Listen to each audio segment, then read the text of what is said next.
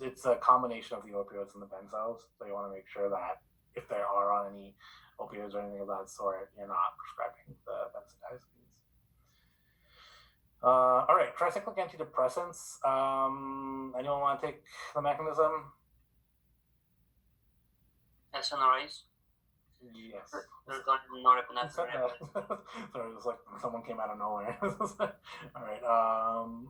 Yes. So serotonin and norepinephrine reuptake inhibitors with regards to chronic pain. These effects increase or maintain the inhibitory descending spinal pathway. So that's essentially what's going on. So again, with the tricyclic antidepressants, I'll go through that, but I always reiterate this. If a patient comes in, with any access to, your job is not to prescribe a tricyclic antidepressant to treat their depression. Okay, the tricyclic antidepressants, if and when we prescribe, it's only to help their pain. And again, I think I go through the dosages. So chronic pain, especially with sleep disturbances. So if you have someone that is not able to sleep because of a chronic pain condition, that's when you would go ahead and prescribe this. So commonly prescribed are the AMI and nortriptyline. Look at the dosages, guys. So the dosages are very low. So I think, and I'm not sure, Dr. Gonzalez, if you wanted to chime in with this, did you know what the dosage was for to treat depression of amitriptyline? Start with 100. Yeah, in like the hundreds, right? Yeah. 150. So this is very minor dose because you are just helping as you mentioned, is pain modulation, what you are, acting on. It's not about an antidepressant effect. Exactly. So even if you were to prescribe this for a patient for the depression, it wouldn't do anything for the depression. So again, but that's not your job. So make sure that you are staying within your scope with these medications. Is another thing that because there is a lot of overlap in terms of pain. Pain can come in many different ways or forms. So you want to make sure that you're treating what you are responsible for treating. And if they have other conditions or concerns, they need to take that up with their primary care doctor, who can then kind of either prescribe them themselves or route them to other providers that can help them out with those conditions. So common side effects with the tricyclics, you have GI events, somnolence, dizziness, cardiac arrhythmias, hypoglycemia, as well as xerostomia. So dry mouth is a big one with antidepressants. You'll see that a lot in clinic, especially if you have a patient that comes in with that is already on these medications. When you do their cleanings or their fillings, you'll notice how their mucosa looks, and so you want to make sure that to address that as well when you are seeing your patients that are taking these medications. All right, so my pain pathway, again, it's tricyclic antidepressants are acting on the descending pathway, so it modulates the descending pathway, and thereby kind of modulating that chronic pain condition.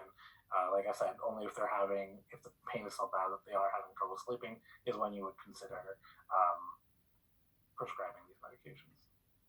Hi, I'm sorry. And so you said these don't actually help with depression at all? Not the dose. So that's not true. So the dosages that we're prescribing it at, it's not going to address their depression.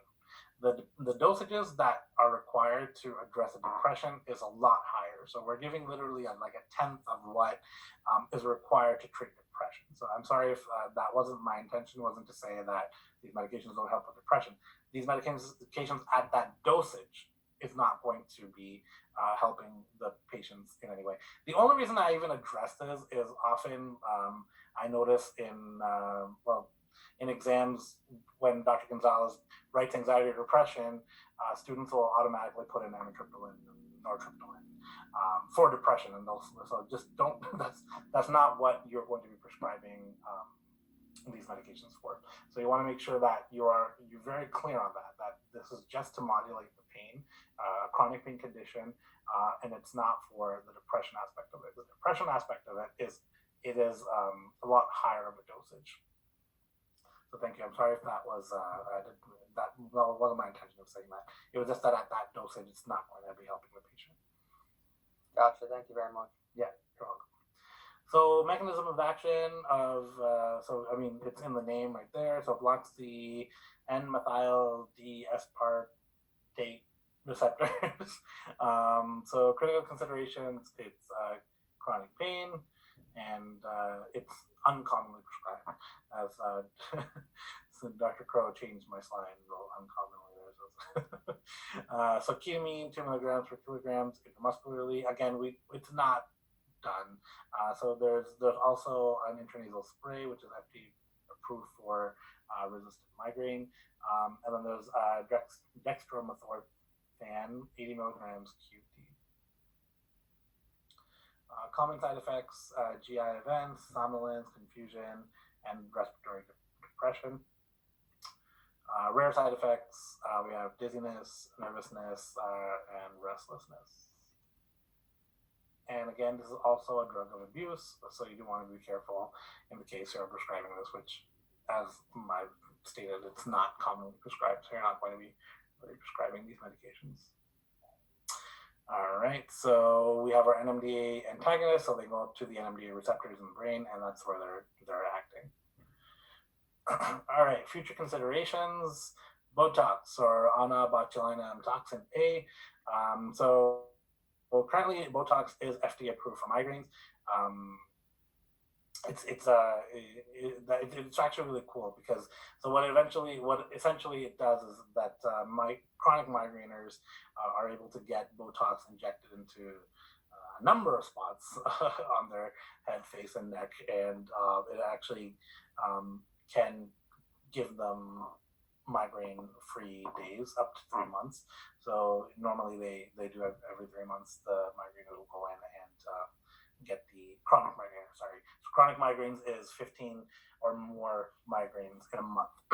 So if whoever's in that category can qualify for Botox, and it does give you 3 months of up to 3 months of no migraine, which is actually really nice.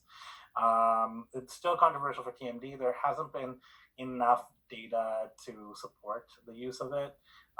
So in 2011, there was a study done by Ehrenberg, and they didn't see any difference with the placebo. In 2015, there was no consensus could be reached on the therapeutic benefits of Botox on TMD. I think down the road, so in terms of research, it becomes about standardization. So that's kind of where I think when we start doing clinical trials, it's about getting that right dosage, getting those right spots that we want to do to find a maximal effect. So right now there's no consensus. Maybe down the road there might be. And Dr. Gonzalez has been working a lot with Botox. So if you have any questions with Botox, you can talk to Dr. Gonzalez. Did you want to mention the study that you did, Dr. Gonzalez, or any of the results from that trial? Well, yes. Thank you for the opportunity. Yes. So it is true, there is no consensus of the use in TMD conditions, because remember, TMD is a big umbrella, right?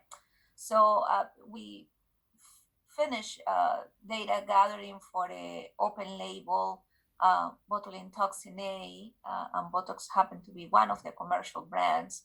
And it seems to be that for the treatment of headaches attributed to TMD, so specific diagnosis, it works very, very well. For the use of, and you may see a lot of publications for the use of botulinum toxin A in the treatment of bruxism, actually is very controversial, the injection of it on the masseter muscle, because one of the side effects in that case is going to be a perceived change of occlusion, because the muscles are now not fully paralyzed, but not fully active either. So that, be sure that when you read it, you are critical of which condition are you reading for. But it seems to be that for the treatment of headache attributed to TMD, at least from the UV data, is very strong supporting the use for that particular diagnosis. Now, is it going to be my first treatment of option? I I don't think so. I think I will do it for those individuals that do not respond to all the other modalities that we have discussed so far and will continue to discuss during the course. I actually wanted to ask, did you see a difference in, because I know you were doing kind of other headaches as well. Did you see a difference in that also, or was it strict? Well, we record TMD, headache attributed to TMD, and these individuals have comorbidity of migraines or what they call tension type. And yes, we saw a reduction in all the headaches, which is really good. And remember, the mechanism of action is actually a dual mechanism of action. I'm actually going to talk about that in my next slide. And I'm not going to say anything. So, okay, sorry. I was like, I'm going to get to it. All right. Can I interrupt though? Yes, please. Before you get into mechanism of action, just so that folks know, it will not be covered by any insurance, dental or medical, for ATMD usage at this time, partly because there was no evidence before Dr. Gonzalez did her study that it might be effective. But there's going to be more trials completed before the insurance companies will go on board for it. It's very expensive once you reconstitute the vial. You don't use a whole vial on a patient. And so, the patient would have to pay out of pocket. I don't remember, Dr. Gonzalez, how much it is. I'm thinking it's around $400 a vial. It's $468. She knows it down to the penny. So it is a future consideration, because right now it's not a practical consideration. I suppose you could line up 3 or 4 patients who have headache attributed to TMD. All right. How many patients would you get out of a vial, Yoli? 2 patients, but actually the way how it's approved is that it's only per patient. You don't supposed to share it with another patient once you reconstitute. So that's Botox was from Allergan. There is another company that I apologize for not remembering the commercial name right now, but that one comes with 50 units, which is what you need for the temporalis muscle, which is 25 units in each side. Yeah, so at some point, maybe we will be able to do this, but right now it's not practical. All right.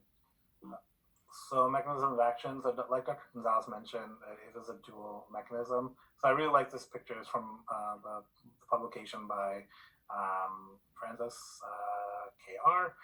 So essentially what Botox is doing is when you're injecting it firstly, let's talk about central and peripheral, central sensitization, peripheral sensitization. So you have injury and additional activation of that injury leads to central sensitization. And central sensitization is a concept that I think Dr. Batista mentions in Endo as well. So where the additional activation of your peripheral mediators lead to a central sensitization of pain in that area. So what Botox is doing is it's preventing the release of the glutamate, the CGRPs, substance P, thereby kind of blocking out your peripheral sensitization, which will lead to a reduced additional activation and thereby indirectly prevents central sensitization, inhibits CFOS, and then you have a receptor field expansion, allodynia. So all those things that'll cause your central sensitization, it's blocking those out as well by preventing the release of the inflammatory mediators. And Dr. Gonzalez, if you wanted to add to that, please feel free to. No? Okay, good. All right.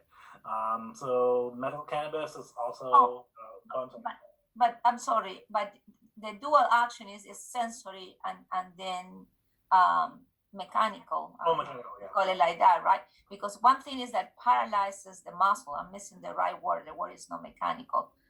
Motor. Motor. Yeah, motor. So because that's why we love it for wrinkles, right? Yeah. And that's the major use actually is cosmetic. So we have these freeze faces and that's what it's mainly used for.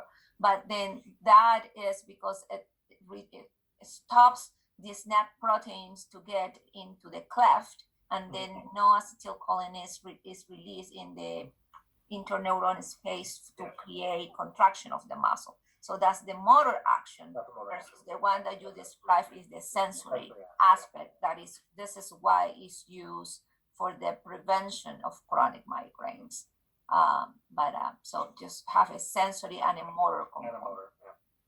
Sorry, I forgot to enter that one in there. All right, so medical cannabis is also a future consideration. CBD oil.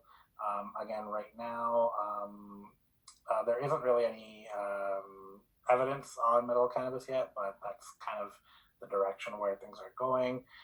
For the CBD oil, it's I can't even pronounce that, cannabidiol with the tetrahydrocannabinol. So again, yeah, no standard formulations, but this is sort of the direction I feel like all pain management is going, is medical cannabis. Will it be something for TMD? I mean, maybe, I'm not sure, but that might be kind of the next step into treatment, is to look into medical cannabis, not prescribing medical cannabis for TMD. Okay, all right, so moving on. So we're gonna go, so that was kind of the muscular pain, so now we're gonna go on to the neuropathic pain. So what is neuropathic pain? It's pain that arises from injury or disease or dysfunction of the peripheral or central nervous system. So we have, burning mouth is kind of the prime example of neuropathic pain. Sorry, I lost my train of thought there.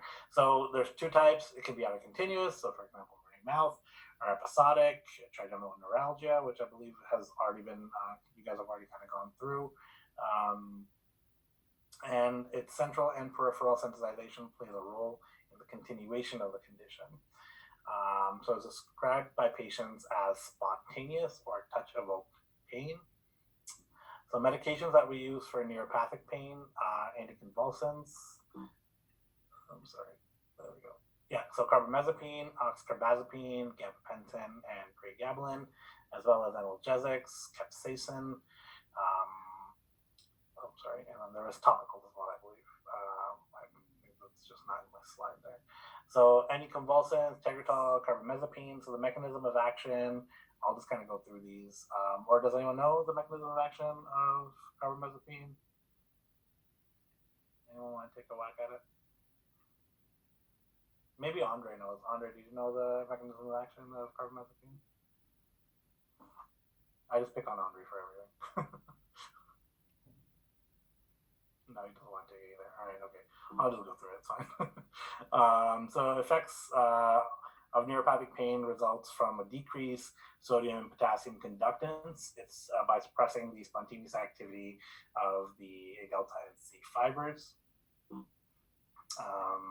Common prescribed, we have a starting dose of 100 milligrams per day, which you increase to 100 milligrams every 2 days to a max of 1,200 milligrams per day divided regimen. Common side effects: dizziness, unsteadiness, nausea, and anorexia.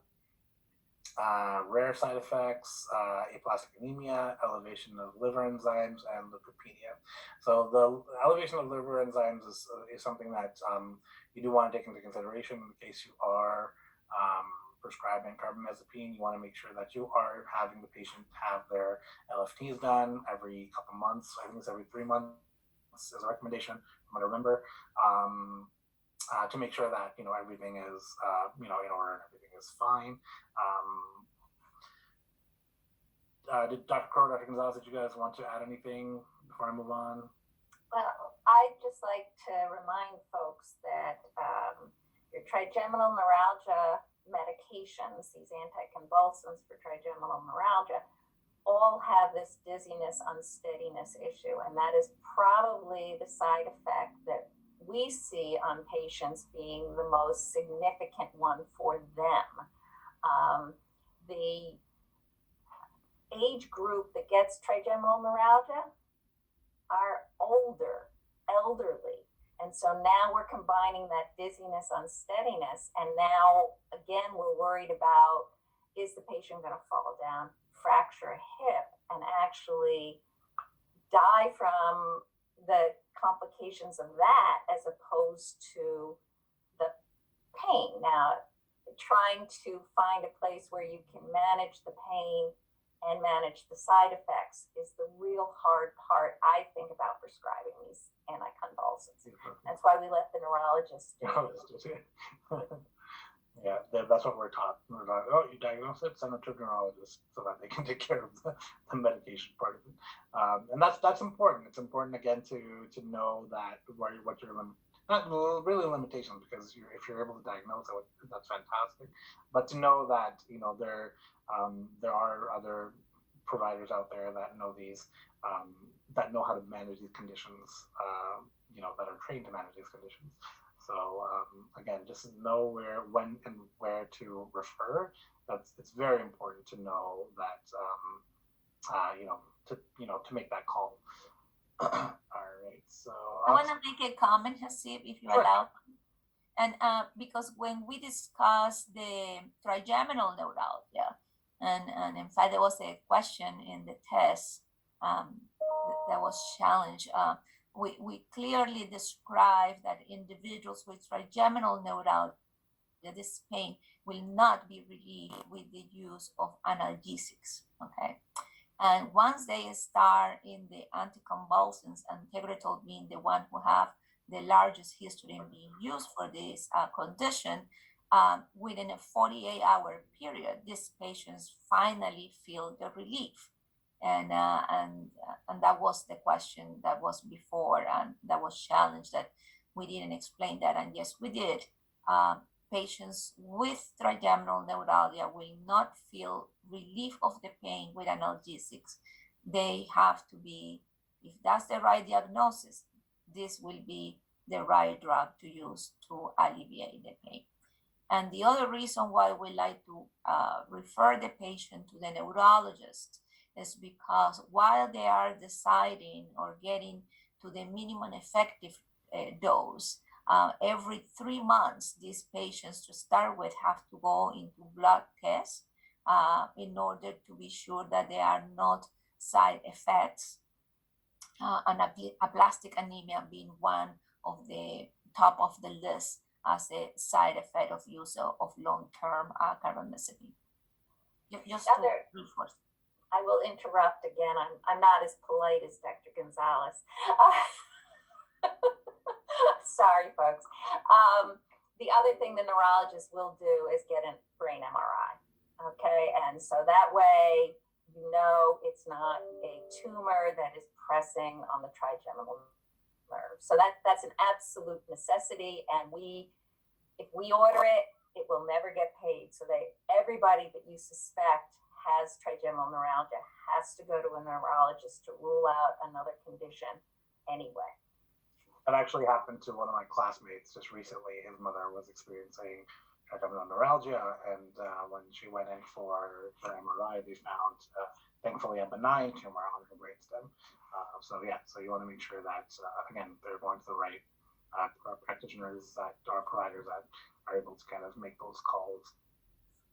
Which, by the way, the main thing besides the tumor that they want to rule out in a patient that have trigeminal neuralgia symptomatology is going to be MS. Because 18% of the patients with MS start with trigeminal neuralgia symptoms. I knew you were going to come in with that one. I said before, but I want to reinforce that because it's a big responsibility for us as health providers, that if it smells and sounds and looks like a trigeminal neuralgia, could actually be MS. MS, yeah. So 18% of MS patients start off with trigeminal neuralgia. So you want to, again, make those calls. All right, so the next is carbazepine or Trilepton. So it acts by blocking the voltage-gated sodium channels, and it modulates the voltage-activated calcium currents. Commonly prescribed, starting dose of 300 milligrams twice a day, and you can increase 300 milligrams every 3 days to a max of 18 to 2400 in a divided regimen. Common side effects, again, the dizziness and unsteadiness, nausea and diplopia. So one thing that with the oxcarbazepine is it doesn't have any side effects that like the aplastic anemia or the elevated liver enzymes. So oftentimes this, although this works almost as well as the Tegretol, but if a lot of times practitioners might want to start with this one to see how patients react, just because it has the fewer side effects that will lead to additional blood testing, etc. Gabapentin, the mechanism of action. So we have the mechanism is uncertain. There's most likely acts on voltage gated dependent calcium channels, suppressing the neuronal activity. So the evidence points to the effect of gabapentin on the A2 delta type of calcium channels. Just want to add that in there. The starting dose, you have 300 milligrams per day, 100 milligrams 3 times a day, and you can increase to 300 milligrams every 3 to 4 days to 1800 milligrams per day or higher if required, with the max dose of 3600 milligrams per day. Side effects, you have peripheral edema, again, dizziness, nausea, and fatigue. Currently, it's not scheduled drug in the New York State, but used in combination as a drug of abuse. So again, all these medications, although they work great, they do have these side effects, especially of the, like Dr. Pro mentioned, the dizziness and steadiness. And as she mentioned, that a lot of times the patients that require these medications are older in age. All right, and then we have the pregabalin, a mechanism of action similar to the effect of gabapentin. It binds to a subunit of calcium channels and reduces the neuronal activity. The starting dose for pregabalin is 150 milligrams per day with a max dose of 300. Side effects, again, dizziness, somnolence, weight gain, peripheral edema, and scheduled drug, again, used in combination as a drug of abuse. I'm sorry, my computer is acting strange. There we go. All right, capsaicin. So capsaicin is a spice. No. So capsaicin is basically it's derived from it is derived from Dr. Crow. Actually, you know this a little bit better than I do. Actually, a lot better than I do. It's derived from. Can you kind of fill us in with that? So capsaicin is what makes hot peppers hot. So it is a spice. It is a spice. And the measure of heat in a pepper is got a Scoville unit, and so there is a specific Scoville unit that you can attribute to medical grade capsaicin, but it's all derived from hot peppers. So if your patient likes spicy things, that's great. If they don't like spicy things, you're going to have a hard time convincing them to use it. But that's in your creams. That's in your icy hot. You can go and get over-the-counter cream that is capsaicin to rub on your sore knees.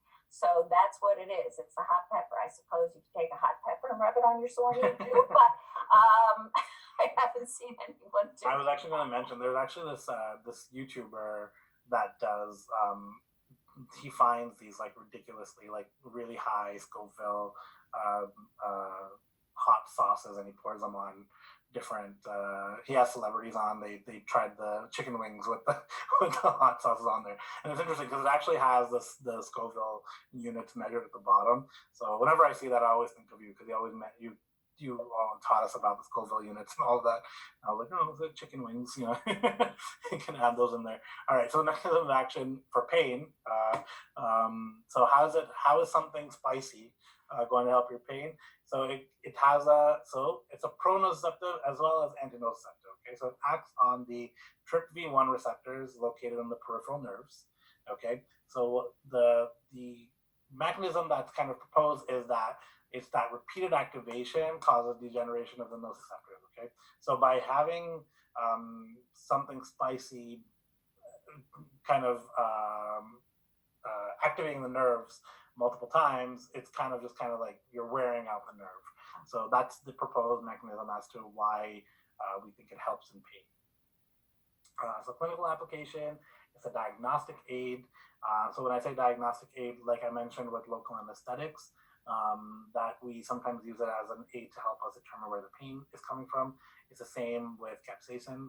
We might do, we usually do Tabasco and like the local anesthetic gel that we have in clinic, and we'll mix the two drops of that with the gel, and we'll apply it on. And I believe that also Dr. Crow interject. So the Tabasco, the Scoville units of the Tabasco has those units are the same as therapeutic capsaicin. So that's why we use Tabasco. So Red Tabasco was as close as possible right, yeah. to medical grade capsaicin. Yeah. Maybe we should find those other sauces that YouTuber is using. We can get to actual medical grade capsaicin. Well, you don't want to get too high. So I was disappointed to find that Frank's hot sauce does not have enough Scoville units to make it into medical grade capsaicin. So we have to use the red Tabasco. Not the green, the red. Yeah, and it has to be Tabasco. I remember one time, and I was working out in Washington, and I told one of my assistants, because I was suspecting a atypical Neuralgia, and I was like, I need Tabasco sauce. And he went and got me regular Walmart brand hot sauce. I was like, no, I need Tabasco sauce. So make sure it is Tabasco sauce. Poor guy had to go out like twice and get it for me, but he eventually got it. So so we can use it as a diagnostic aid. It's used in burning mouth as well as atypical odontalgia. So the dosage, it's a 5% solution. Adverse effects, local burning sensation. You can have GERD or as well as contact dermatitis. So others, for burning mouth specifically, there's clonazepam. You can dissolve and spit or swallow. There's topical formulations as well as supplements. Supplements is alpha lipoic acid. In alpha lipoic acid, you do want to be aware of. You can't give it to diabetics, so you might want to take that into consideration if you're doing alpha lipoic for burning mouth. So this is specifically for burning mouth. And then again, so bag of tricks, guys. So don't forget the cognitive behavioral therapy. And then again, in the future, there's photobiomodulation, which you guys will learn about in the laser course that you guys have coming up. I believe it's early fall they do the laser course, so you guys have that coming up soon, as well as CBD oils. All right, clinical cases. Sorry, go ahead. Sorry, John. Which one did you say you can't give to diabetics? The alpha lipoic acid. Dr. Crow? Yeah, I was going to ask. I'll break in with that one. The side effect of alpha lipoic acid is actually to help, does help the blood glucose level.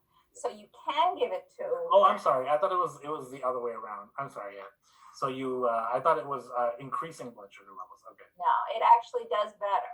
So your concern is that they'll take their usual dose of insulin, pop the alpha lipoic acid, and then have a hypoglycemic reaction. So when I have a patient that's diabetic, if I want to consider this, I'll just let the physician know that I want to do this. And generally, they've just had the patient be more careful about taking their blood glucose levels.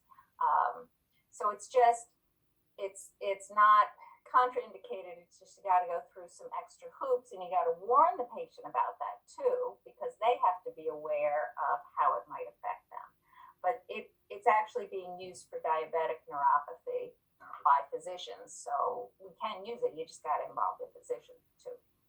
So it's an antioxidant that helps with the nerve firing. So that's essentially why it is so successful with, or is somewhat successful with neuropathies. So yeah, it's another consideration. But thank you for clarifying that. All right. Okay. So the clinical cases, these are just kind of a fun activity that we came up with. Well, it's really a joint effort. So I'm going to go through case one. So we have myalgia. We have a 70-year-old male. History. HR has so that says initials. HR has a history of dull intermittent pain, aggravated by eating, chewing, present for the last 6 months. His medical history is significant for hepatitis C and alcohol dependence. There are no allergies to any medications. Based on our DCTMD exam, a diagnosis of myalgia was given. As treatment plan, you suggest home care program consisting of habit and diet modification, thermal therapy, isotonic isometric exercises. In addition, you decide to prescribe a medication for pain management, which the following drugs would you prescribe HR for short-term use. Anyone want to chime in? Or should I call you guys out? Everyone's so quiet when they need to answer questions.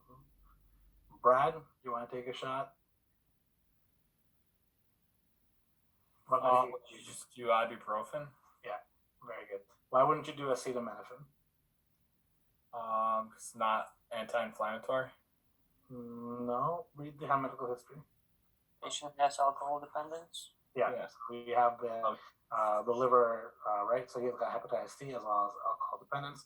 So acetaminophen isn't a good choice there. Why not do cyclobenzaprine? So I make it hard.